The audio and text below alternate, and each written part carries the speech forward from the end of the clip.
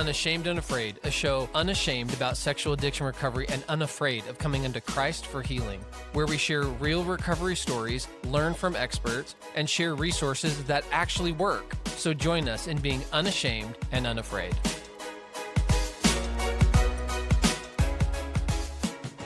Welcome to Unashamed Unafraid. We're here for another story episode with our friend Roland. I'm here with Chris. What up, y'all? What's up? What's up? We want to hear your story, Roland. So tell us about yourself. Oh man, where do we begin? I grew up as the middle child, which kind of lives up, sometimes it doesn't always live up to its reputation, but in my case, it absolutely lived up to the reputation of your classic middle child. My brother did everything perfectly. I grew up in a family with a really, really, really strong faith. And so he adhered to that perfectly.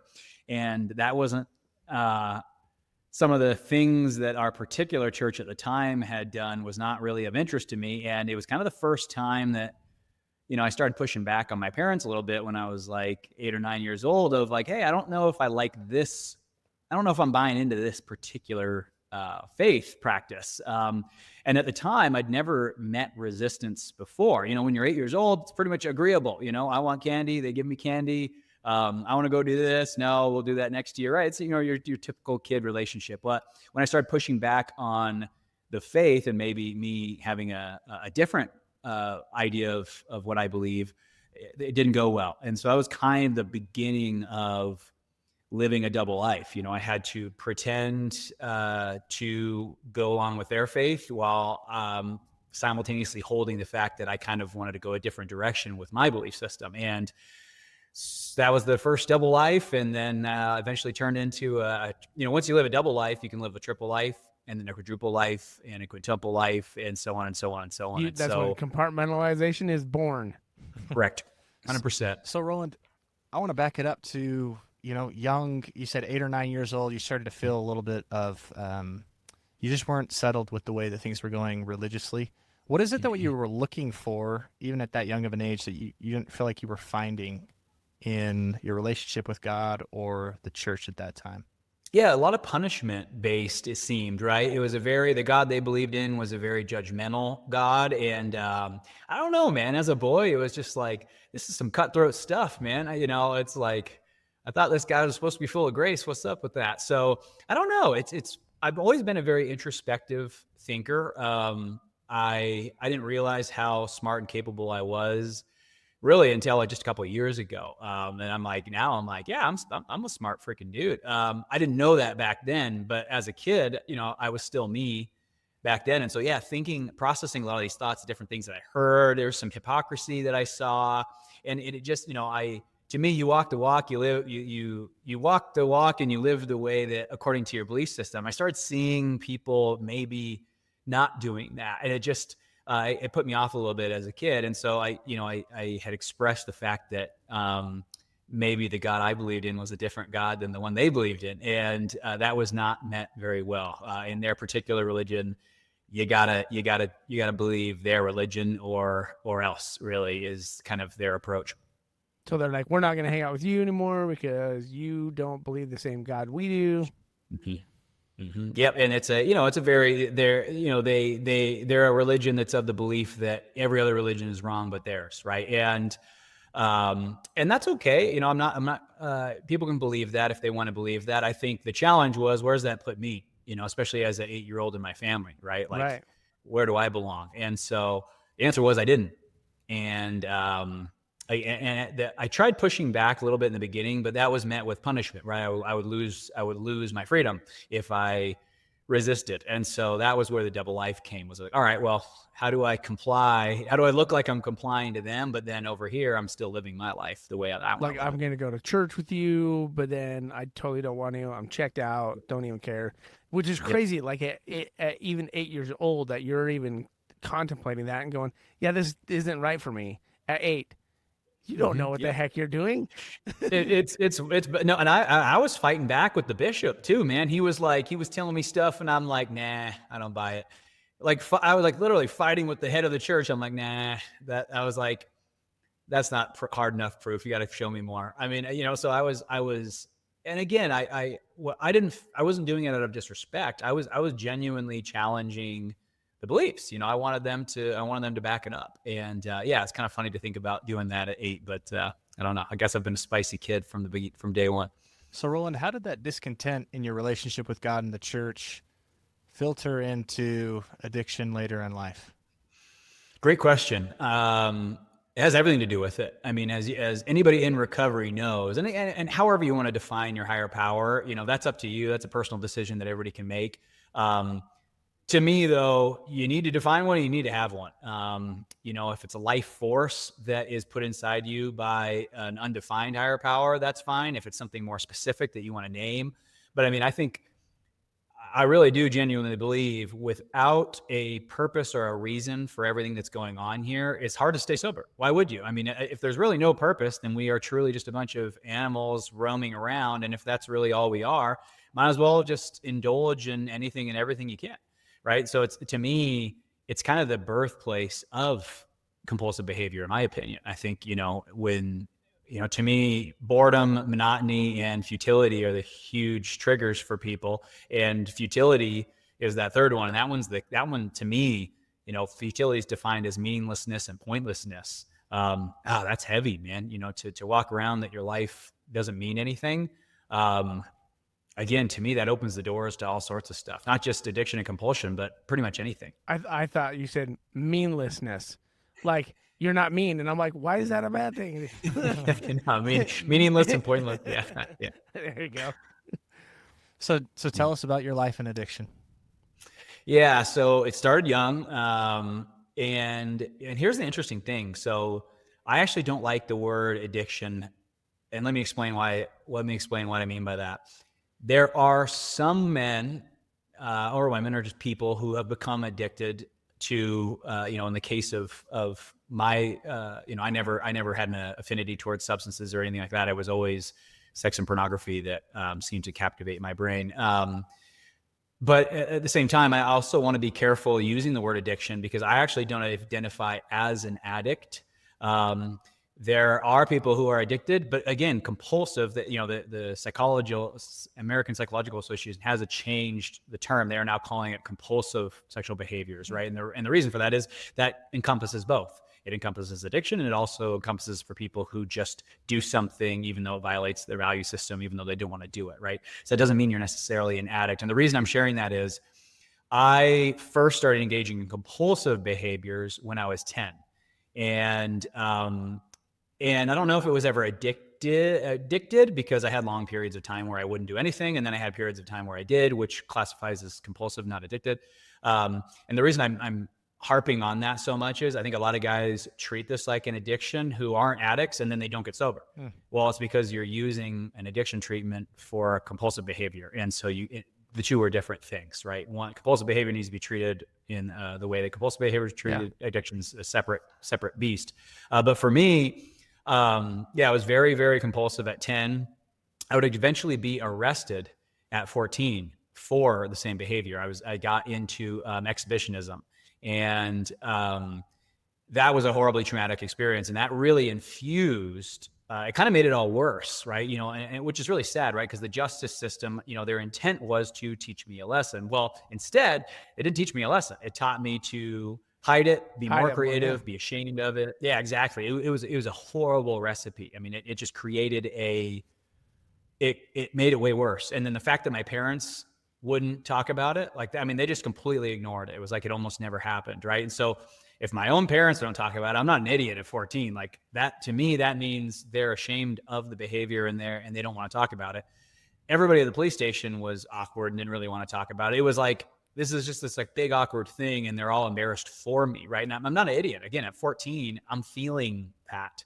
And that really was kind of the beginning of the end for me. I mean, it basically, how I walked out of that police station was with, I am a freak, even society doesn't want me, right? And so again, inheriting that opened the door really for this whole thing to get way worse. I think in hindsight, this poor kid should have been met with grace, understanding, a hug, but they didn't. Because of the type of crime, they handcuffed me and took me, and I had to be handcuffed, and I had to be in the back of the cop car, and they had to drive me. My dad's like, "Can I just take him?" Right. Yeah, right. Like, what But, are you gonna do at 14? What are you gonna do? right. Drive away and Yeah, exactly. Like, come go on. to the what am I- go yeah. to a new country? Like, come Yeah, on. go to Argentina and change my name. But again, all jokes aside, I mean, I mean, that was the day that I knew I was never going to live a normal life unless I took this to the grave. And that's very important to state, because that there was no way I was telling nobody about this. Nobody. Right. Nobody did in the you- church, nobody, no, my wife, nobody. No one was going to know about this ever. I was going to go to the grave keeping this a secret. Roland, Right. can you describe the emotions that you felt day in and day out during that period when you were dealing with that kind of rejection? None. And that's why I'm an addict. If I was feeling emotions, I probably wouldn't have gotten as deep as I was, but I had shut off, because you can't. I mean, you can't keep feeling like no one wants you. Like, the world does not. I mean, they threatened to lock me in a cell, right? And so I didn't have room for emotions. It's like, what can I do now to make sure that no one ever says anything bad about me, and that I get to live a full life to my potential? And so a lot of the reason that I have all the money that I have, and I've built all the businesses and sold all the businesses I have, is because I needed a resume that would prevent anybody saying anything bad about me. That's why I did it all. I didn't do it because I wanted money. I didn't do it because I'm an entrepreneur. I did it to make sure that every single person was impressed by me, and that I would not have my life be limited by my compulsive behavior. And validation. I pulled it off until my wife caught me. But until that, I was good to go. So obviously the behavior didn't stop when you got arrested. You were just like, I'm just going to go deeper into this. I'm going to hold on to it and just act out by myself, like not letting anybody know I'm doing this. Just pornography for you. Were you acting out with girls at the same time? Oh, no. I crossed the flesh line when I was probably 26 years old or so. No, I take that back. A little bit later than that. I'd crossed the flesh line when I was 28. And then once you cross the flesh line, the floodgates are usually open you're at saying that point. You're married now, right? Yes. And then, so acting outside of the marriage with someone else, affairs, whatever that looks like. Yeah. So that was before I was married. Okay. But still, when I got married, I was sober for probably 5 months. And then I was right back at it. Yeah. And you name it. I mean, there's nothing I didn't do. I mean, and that's one of the dangerous things too, is once you get money, once I'm a millionaire, I didn't have to work anymore. I had unlimited money. I could basically do anything and everything I ever wanted. And in that case, I mean, the addiction can really, once you give it free time and money, right. I mean, it can go wherever it goes. And I wasn't big on, my big thing was attention and validation. So like, I do not identify as a sex addict. I like to get attention. I like to be told that I'm awesome. I like to be the most superior guy in the room, the best looking guy in the room. So like my big addiction, I would go to Las Vegas nightclubs and pool parties. I would fill a cabana full of beautiful women, and I really didn't care to sleep with them. I mean, that would be a nice bonus. I just wanted all the other poor guys in the club to be jealous of me. Right. And so that's really what my addiction was. I needed validation. And so these poor women, they just kind of got caught in the crossfire, if that makes sense. Yeah. So you weren't acting out with these women. You were just really just there to say, hey, look at me. Look at the success I am. And even though I've got secrets that I'm holding on to, I'm not letting anybody know really, Yep. But look how awesome I am. Yeah, I had a fantasy that I was awesome because I had the core belief that I wasn't. And so I had to make this fantasy a reality. And so I latched on to anything I saw on TV. I stacked some muscles on me. I got into bodybuilding. I had built businesses, sold businesses. I bought exotic cars. I mean, everything that I knew people would be impressed by, I did. And I mean everything. I speak on stage at conferences, because I couldn't just impress young men. I had to impress old men. I had to impress grandmas. I had to impress, that's the thing, was I had to impress everyone. Every single person had to be impressed by me. And that was hard. I mean, because they're all impressed by something different. And so what does your addiction look like during all this? Oh, you name it, man. Anything and everything. I mean, because here's the thing. So sex and porn addiction, they're classified as a process addiction. A lot of people don't know that. And I wish we would call them process addiction. It's not sex and porn addiction, because there's a huge distinction between there, because what process addictions are, so like process addictions would be like gambling, eating disorders, anorexia, bulimia, workaholism, shopping, video gaming disorder, right? So any addiction where nothing's entering the body, no pills, no smoking, no injection, right? You're Gaming. addicted to you're addicted to a thought process. And so I bring that up because you asked, like, what's my addiction? Well, people anything that makes you feel good, you can become dependent on and compulsive around, right? And so for me, when I learned how to talk to women, when I learned how to dress look right, when I learned how to articulate myself and impress educated people, I liked the way that it felt. So I was like, oh, I need to get smarter. I need to get buffer. I need to get tanner. I need my teeth to get whiter. I need my cars to be nicer. So the society was giving me the hit that I wanted. And so I just kept going and kept going and kept going. So yeah, were some of the things that I did sexual? Yeah. But I want to point out my addiction was to getting attention, validation, and hearing compliments and having people tell me how awesome I am. And the reason I bring that up, and it's very important to note that, is if I just quit sex and porn, I would have relapsed 2 years later, 3 years later, 4 years later, because it wasn't a sex and porn addiction. See what I'm saying? So like, that's why, because we see a really high relapse rate, right? The relapse rate's 67%. Right. Which means only 34% of guys are actually able to get sober and maintain sobriety past 5 years. And I believe it's not because it's hard. I believe guys are trying to overcome a sex and porn addiction instead of a process addiction. I think if they tried to hunt their processes, they would actually get sober. Totally. But instead, they're so zoomed in on the porn, the sex, whatever it is, that they're trying to stop the one symptom. But the truth is, that same guy who could be sexually sober for 2 or 3 years, he could be still getting his process addiction hit in a bunch of other ways that his wife's not mad about.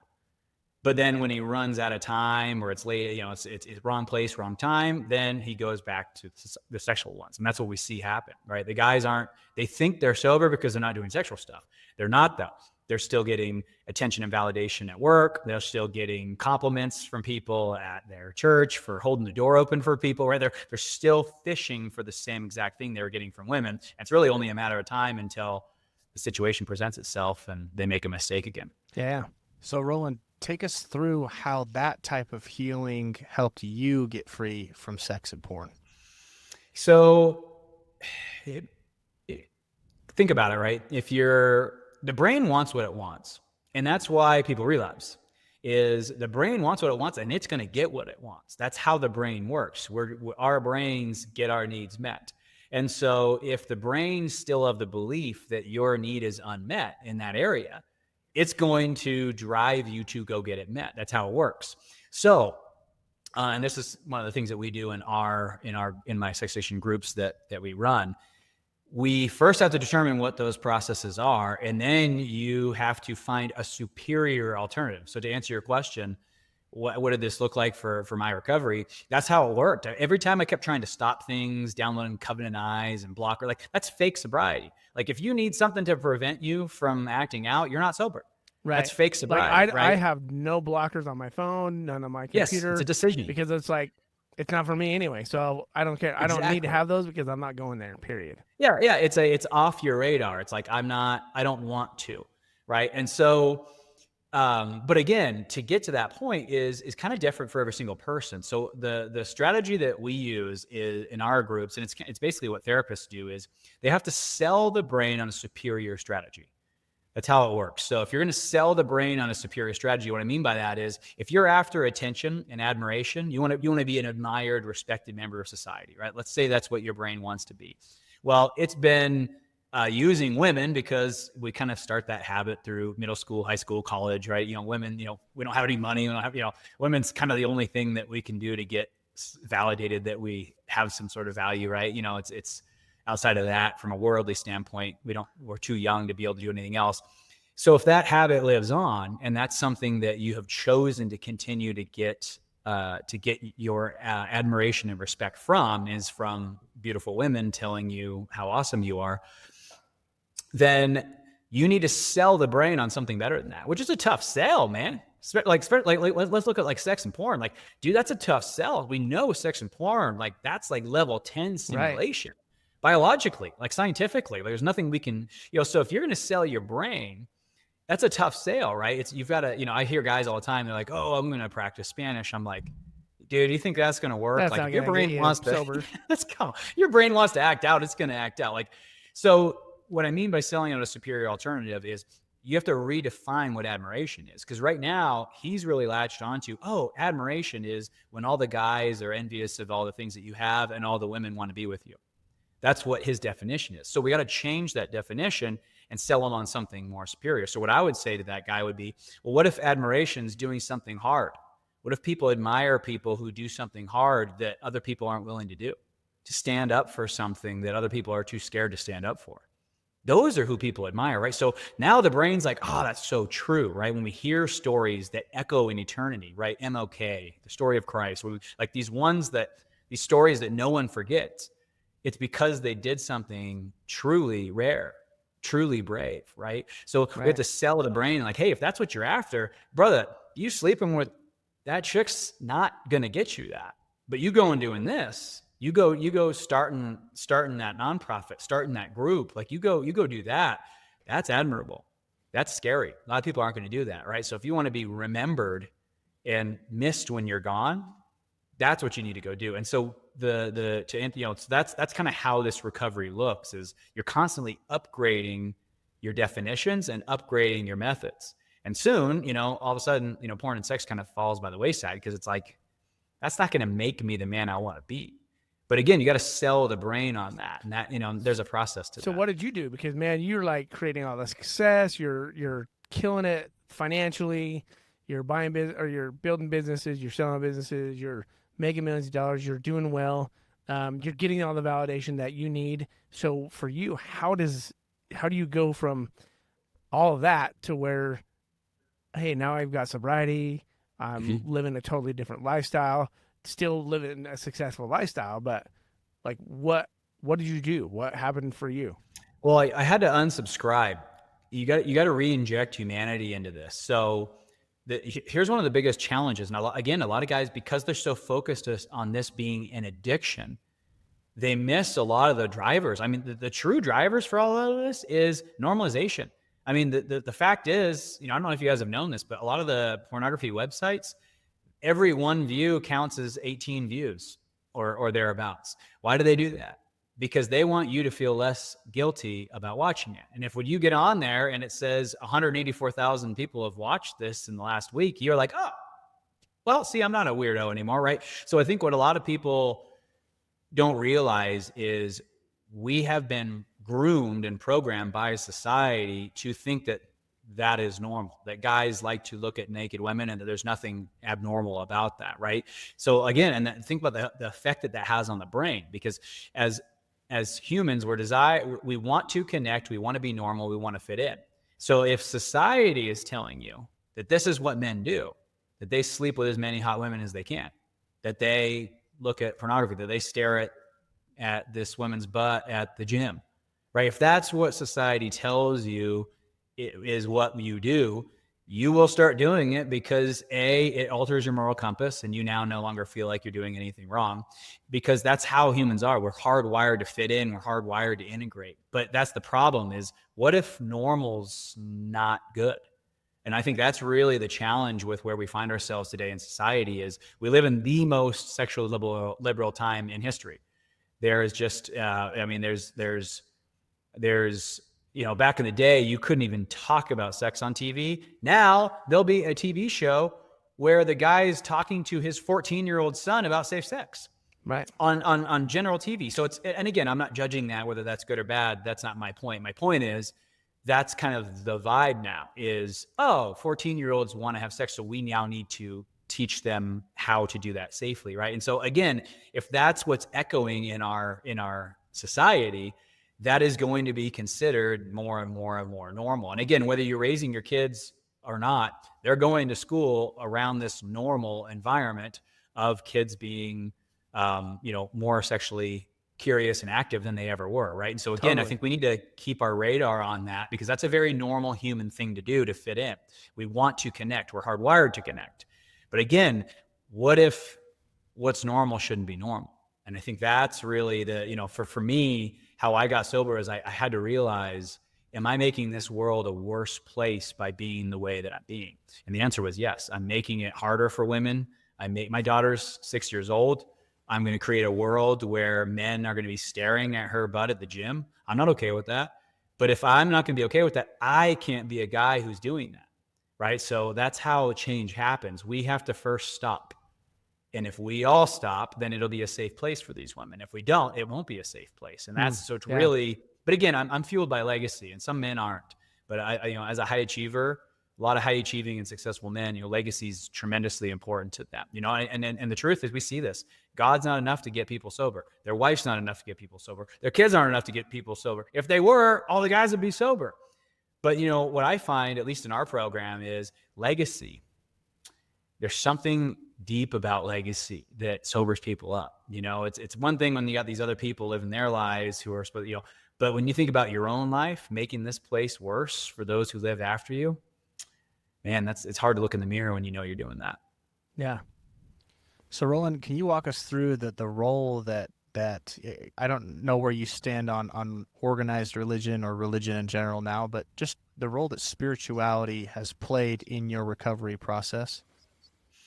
It's the core of it. So, like I said, to me, if you don't believe in some purpose to this, some divine purpose to this, I don't think you can get sober. To be honest, because again, if there's no reason, then we might as well act impulsively. That's what all the other animals do.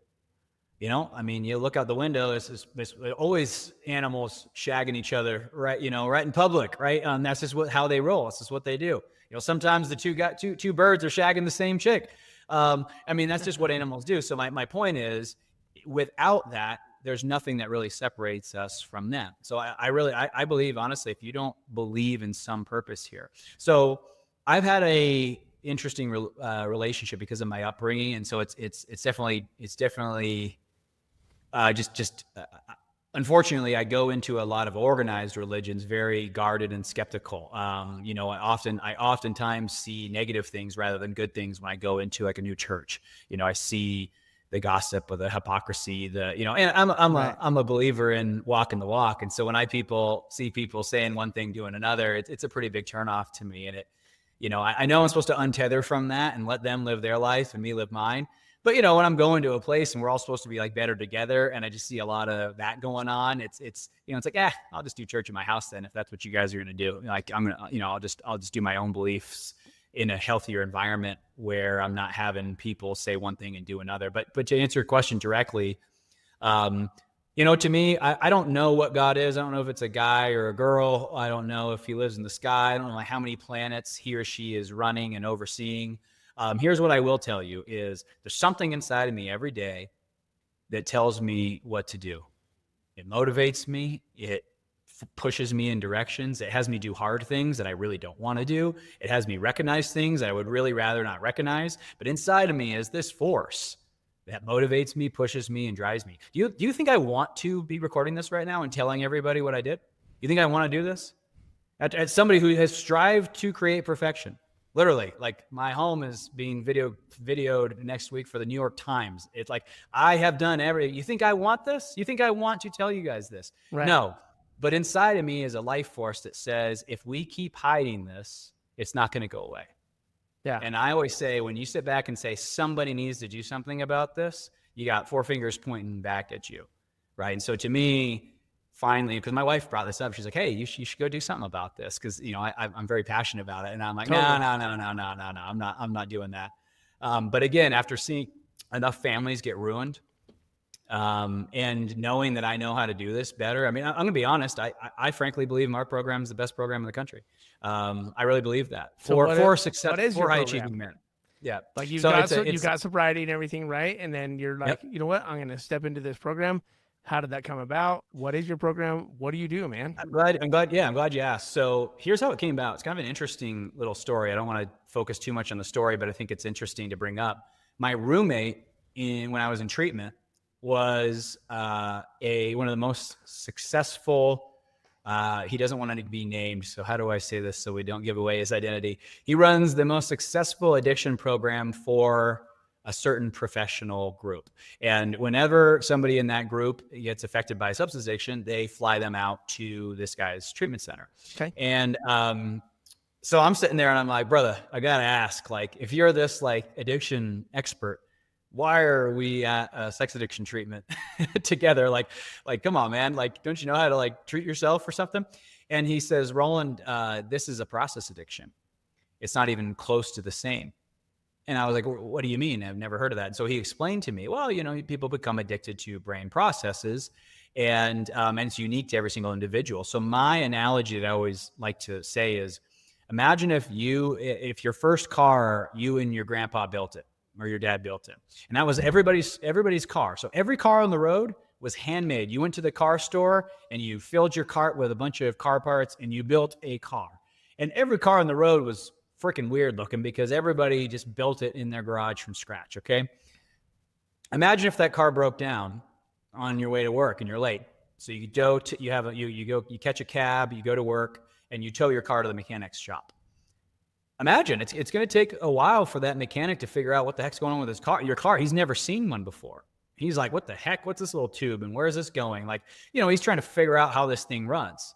And then even when he finally diagnoses it after weeks, then he's like, all right, now I need to figure out how to fix it. And that might take another few weeks. So, you know, rather than just dropping off the Honda Civic and then having the part and having it all fixed in 2 or 3 days, it's now just turned into this like 3-month process. That's how process addiction works. There's never a single guy who has the same process addiction as another guy. You have different parents, different upbringings, different friends in high school, exposed to different, some people have become attached to weird things, right? They've been sexually abused. And so now the pornography that they're addicted to is different. Is around like incest or abuse, right? You know, they're attached to, but that's how this goes. You know, for me, it wasn't really about sex. It was about admiration, respect, appreciation.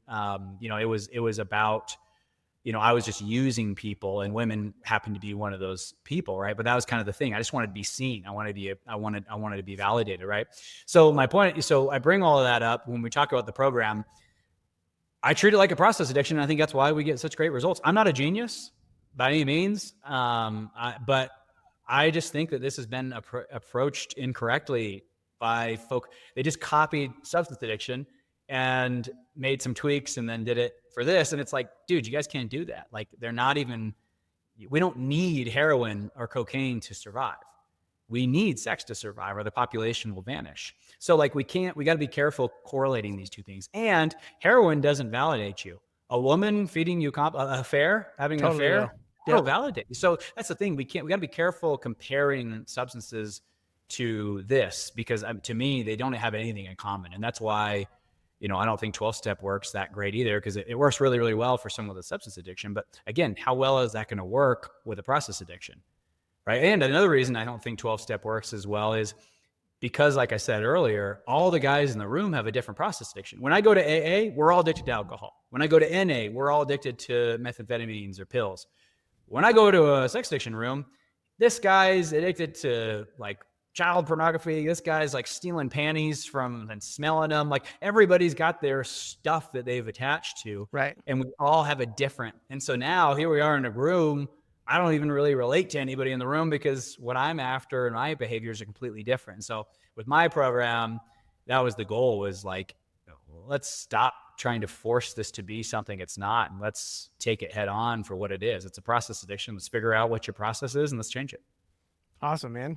So what is the name of your 12-step recovery program? Yeah. Right? So it's not 12-step. Right. We talked about that earlier, but I didn't mean to name it 12-step. It's probably like a 50-step program, but your recovery program. It's successfuladdict.com. It is a program designed for high-achieving men, entrepreneurs, executives, business owners. We have a couple TV celebrities in there, but basically the idea was, I hope my program's the first of many. I hope there's a bunch of other programs that come out for other people with their processes. The only reason that I chose high achievers, executives, and entrepreneurs is, for the most part, they're really into attention, validation, feeling superior, feeling accomplished. So their sex addiction presents very, very differently. Usually porn's not really a thing that they're into because it's kind of a backup plan, but like they really want the physical interaction with another woman. They want to flirt. They want to have an emotional affair. They want to, they want an interaction. So I chose this for successful men. But again, I hope that other programs pop up for people of other categories, because again, the men that are in my groups, if you took another guy and put him in my group, he would feel like he's in the wrong room, because he's like, man, these guys are addicted to something totally different than I am, right? So my group's kind of more so catered towards those men, because what I found was they all were latched on to getting validated, getting attention, feeling wanted, feeling desired, feeling lusted after. That was their big thing. And so they were really failing in all the other avenues. So I started this one so that it could be a bunch of guys who do the same thing, so they could finally feel, because again, remember guys, 12-step, I really want to say this is something I'm very passionate about. So certified sex addiction therapists or therapists in general will refer people to 12-step, because we know connection is the number one treatment. You guys know that. Connection is the number one treatment for compulsive and addictive behaviors. The problem is they send them to 12-step. Guys, 12-step's not designed. 12-step doesn't do that. You can't crosstalk. It's against the rules. And when you read the beginning of the book, the point of 12-step is to work the 12 steps with other guys who are working the 12 steps. It's not for connection. It's to simply go to a place and work the 12 steps and not crosstalk and give no advice. Does that sound like a place that you would get connection? No. Doesn't sound like it to me. And so that's one of my big things is therapists are like, oh, hey, go to a 12-step meeting. And then they're like, oh, check the box. The guy got connection. No, he didn't. He might get connection if he feels heard and seen, and he goes out to breakfast and he likes one of the guys and they form a friendship. Okay, then now he's connecting with another addict. But so our groups, I don't do any therapy. I don't do any group therapy. I'm not a therapist. I don't want to be a therapist. We simply get these guys to become best friends in as short a time as possible. That's the entire objective, is for them to become extremely close. And guess what happens? They become extremely sober. Heck yeah, man. That's awesome. So Roland, final thoughts. What would you say to someone who's curious about your program, kind of biggest takeaways, what we should know from what you do, what you've learned from your story? There's so many things I could say. I think the things that I have heard from other guys who has made the biggest impact on their lives was my book. I wrote a book, and my book deep dives into kind of everything that we just discussed today. How do you find out what your process is, right? How do you go about changing it? What are some of these elements? It's not a long book. It's 190 pages. It should be out on Audible. It's supposed to be out this week, but I guess Audible has a new process that's just taking forever and ever. But by the time this episode goes live, yeah. By the time this episode goes live, hopefully it'll be on Audible so you guys can read it. But the book is The High Achiever's Guide to Sex Addiction Recovery. Or you can search my name, Roland Cochran. You can go to my website, successfuladdict.com. You can find the book there. But yeah, in terms of like final thoughts, my podcast is a great one too. I break down a lot of these things. A lot of the episodes are short. They're like 13 minutes long. And I just talk about these particular topics. I have a bunch of other interviews with different therapists in the industry on there as well. But that would be a great place to I always tell guys, like when you're trying to wrap your head around this, just drink in all the knowledge, like figure out what's going on, listen to some podcasts, read some books, gauge where you are. Because again, I remember this industry came about in the late 80s. Like it's barely 40 years old. And honestly, there's only one study. And you know what that study was? That study was that we don't have sober people. That one that I told you where 67% of guys are relapsing. That's the one study. So the one study we have in sex addiction, it shows that our treatments don't work. So my point is, it's the Wild West out there. We really don't have a grip over this thing. And the reason I'm sharing this isn't to freak you out. The reason I'm sharing this is you need to take your recovery into your own hands and then help the professionals help you. Stop sitting back and waiting for them to fix you, because it's just not going to work. Oh, I love that, because whenever I meet with a client, they're like, fix me. And I'm like, yeah. I can't. Like, I can show you and I can teach you everything you need to know about recovery. I've got 17 years of sobriety. I know what it takes to get sobriety, but I can't fix you. I can show you some tools, but you have to be the one that actually takes those tools, implements those tools, and uses them over and over again. Correct. Yes, exactly. It's if you want to get fixed, it can't happen. And it's purely, it's not because there's no one out there who can fix you. There will be no one out there ever who will be able to fix you. Why? Because it's a process addiction and it's unique to you. You need to figure that out and help them help you. There will never be a program to fix you because you will die, and then there'll be another guy with a different process addiction and another guy with a different process addiction. There will never be a cookie cutter thing that will ever work for anybody. This is you got to take your recovery into your own hands. And that's really why my program even exists, was it's what I did for me. And then I was like, all right, I'm going to show other guys this and see if they like it. And judging by the testimonials we have, it works. I mean, we have guys who come out of the Meadows and they got better, but they weren't sober.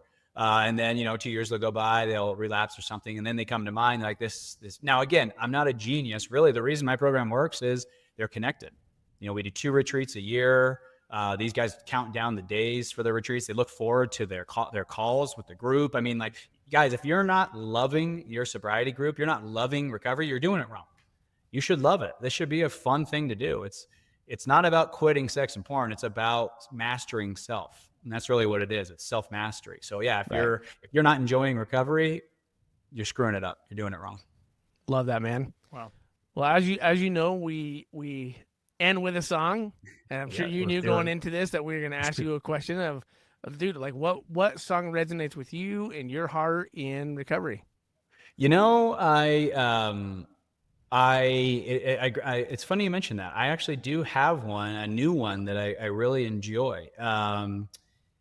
It is, and it's funny because it's not necessarily a song about recovery, but it's a song about deep ache and sadness. It's from Noah Kahan. You guys know Noah. Everybody knows Noah. He's a pretty popular guy. It's called Call Your Mom. I don't know if you guys have ever heard it, but it's a song. It's a suicide song about trying to save a friend who is contemplating ending their life. And I think in recovery, it touches me when I hear it because, it just speaks to the loneliness, the isolation, the hopelessness. This addiction, people have killed themselves over this. It's not uncommon. I mean, that actually happens a decent amount. And so that song hits me hard when I hear it because there's a line in there that I love. He says, I've been exactly where you are, right? And he basically encouraged, basically saying like, you're sitting over here telling yourself a story that you're alone, you're a freak, everybody hates you. And you can tell yourself that story if you want, but the truth is there's a bunch of other people out in the world who feel exactly like you feel. And it's my hope that we get brave enough to talk about that because, I think as men, we historically haven't talked about that. But I'll be the first to say I'm not suicidal, but there are so many times where I'm like, man, it would have been really nice to just put an end to this pain. Right. I'm not somebody who could do that personally, but there are people who can. And so we shouldn't take it very lightly because it is. I'm having somebody come on my podcast next week. Her dad, Mormon family, her dad killed himself because of this. And that's not an uncommon story. So I think that, that song, Noah Kahan's called Call Your Mom. And it's just a really touching song. I love it. Roland, thanks for your time. I think it's going to help a lot of people. Appreciate everything you shared with us. Guys, if you're listening and this was helpful to you, just want to invite you to share this with a friend. Send this to someone who needs to hear it today. Find us on Instagram at Unashamed Unafraid. You can head to our website and become an outsider, get access to bonus content, become a monthly donor. And if you want, go give us a 5-star rating wherever you get your podcasts. Until next time, continue to be unashamed. And here is Call Your Mom.